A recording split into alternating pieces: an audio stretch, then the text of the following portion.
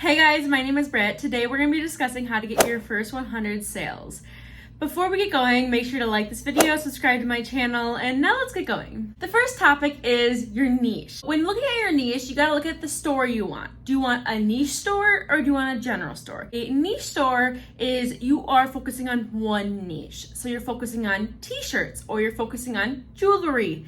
And even going further than that, maybe you're focusing on mom t-shirts or mom jewelry, stuff like that. A general store is where you're gonna have several different items within the same store.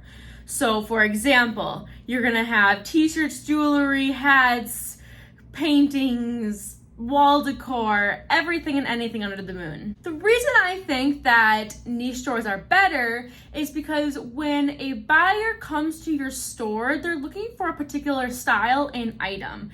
If you have a bunch of different items within that style and item, it's easier for them to find an item that they absolutely love, maybe the one that they saw on when they were browsing, it's one they like. So if you have a niche store, it's easy for them to find another item that they like. When I've done my Etsy ads, it does tell you which item they clicked and then which item they bought. And it's more common than not for a shopper to come onto my store and find an item, but then they maybe weren't in love with it, so they found a different item, but purchased that item. When finding a niche, you want to try to find one that's a little bit less saturated. When I say that, I do understand that that's getting harder and harder and harder as time goes on because more people are joining Etsy every single day. But when you look at it, you want to be a big fish in a little pond and not a little fish in a big pond, or else you're going to have to work a lot harder. When looking at a ratio, you want to be at a 1-to-1 ratio. So for every monthly search, there's going to be one competition. Another tip would be to participate in seasonal trends. Seasonal trends are really big on Etsy. So when Christmas is coming around, when Halloween's coming around, any kind of holiday that's coming up, you should be preparing for that around 3 to 5 months ahead of time so people have the appropriate time to buy the items and either use it or do whatever they want with it. So for example, if you are selling Halloween shirts, I would say start selling them right now or even earlier, just so in a month when people actually receive the items, they can start wearing them in time for the holiday. The next categories is your photos and videos. This is so important because a buyer wants to see what they are going to buy. If the photo is blurry, they're not going to purchase it. If they don't quite understand what they're purchasing, they're not going to purchase it. Make it very clear to the buyers on what they are purchasing and what they will be receiving, the quality, the size, everything. They need to know it. For example, the other day I was going to buy a shirt on Etsy. And I saw that the first shirt that they showed was a Bella Canvas 3001. But then the item that later in the photos that the design was on is a Gillian 5000. And at that point, I'm like, which shirt are you selling? Because they didn't have the option to choose between Bella and the Gillian. They only had it as the size and the color. The one thing I would make sure is that if you are drop shipping, make sure that the size charts and the photos that you have are the same shirt. Now, the shirt was really cute, so I was pretty sad about it.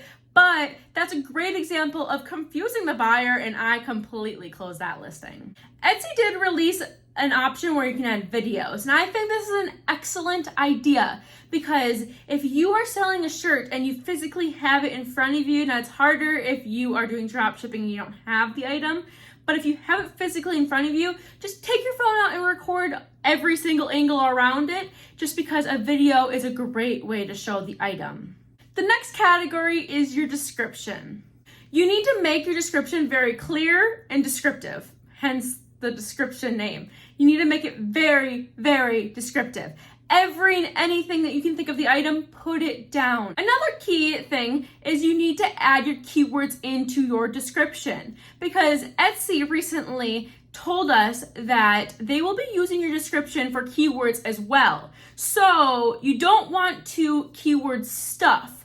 You just want to put the keywords in your normal sentences. So if I was trying to say a Bella canvas, I would say this Bella canvas 3001 is a great addition to your wardrobe. Right there, it's gonna add the Bella Canvas 3001 and use that keyword. The next category is your Etsy SEO.